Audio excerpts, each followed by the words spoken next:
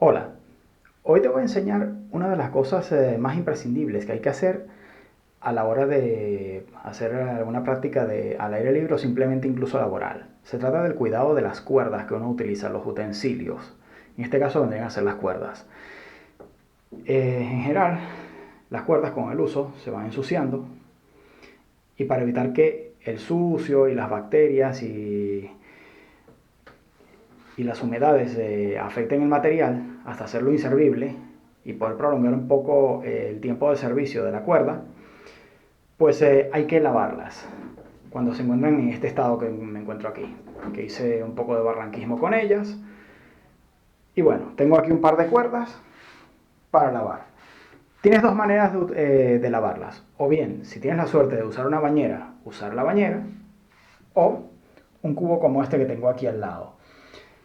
El primer paso es meterlas en agua que no supere los 30 grados de temperatura, pero que tampoco esté excesivamente fría, sobre todo en invierno, ya que las humedades, bueno, y cualquier material que vayas a utilizar siempre va a afectar el tejido de la cuerda en general.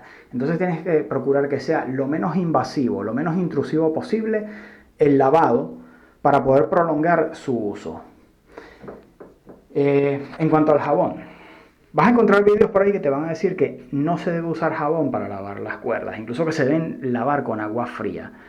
Mi recomendación es que el agua debe estar templada, principalmente al invierno, ya que deberás meter tus manos allí para lavar la cuerda cuidadosamente, porque tendrás que hacer una fricción con las manos para ir quitando la suciedad junto con el jabón. Y cuanto más fría esté el agua, pues lógicamente mayor incomodidad tendrás tú en las manos. Así que mi recomendación, agua templada. Y que no sobrepase en lo posible los 30 grados de temperatura. En mi opinión, la temperatura ideal del agua deberían ser unos 25 grados. Entre 22 y 25 grados. Estaría bien. Y en cuanto al jabón, el jabón de cuerpo. Si tu cuerpo, tu piel, puede llevar este jabón, la cuerda, que en este caso vendría a ser nuestra piel de trabajo, en el caso del barranquismo, de cualquier actividad que vayas a utilizar, pues admitirá también el jabón de baño. Procedes a meter la cuerda aquí para irla lavando. Vas metiendo el cabo poco a poco y habrá que irla restregando hasta quitarle la suciedad para después proceder a meterla aquí, que es lo que voy a hacer, y después te enseñaré el siguiente paso a realizar en esta tarea relativamente sencilla. Enseguida volvemos.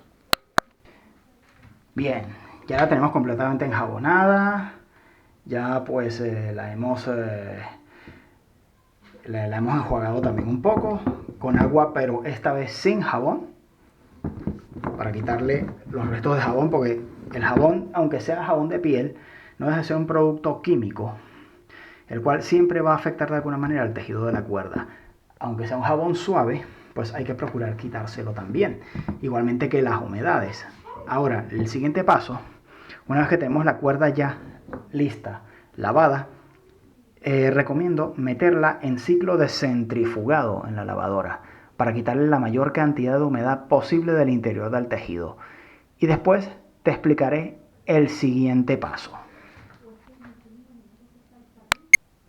Y bien, una vez que la tienes centrifugada, ya lo que hay que hacer es dejar que se termine de secar siempre a la sombra. Las cuerdas nunca, nunca, nunca debes ponerlas expuestas al sol y a la lluvia, ya que entonces su duración y su efectividad pues se va a reducir bastante, aparte de su periodo de vida. Además, bueno, de no exponer, de tener un lugar que esté ventilado y sobre todo no expuesto a disolventes, sustancias químicas abrasivas, ¿no? De este tipo. Y bueno, la pones a secar.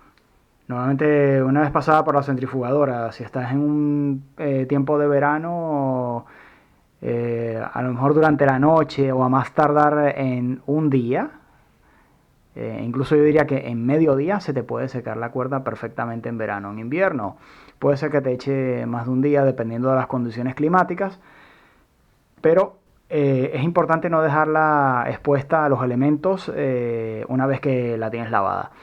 Y una vez hecho esto, pues procedes a doblarla, ¿no? De acuerdo a las distintas técnicas que existen para doblar una cuerda. Y bueno, esto sería todo sobre el lavado correcto de una cuerda para prolongar su duración. Y si te ha gustado, pégame un like y suscríbete al canal.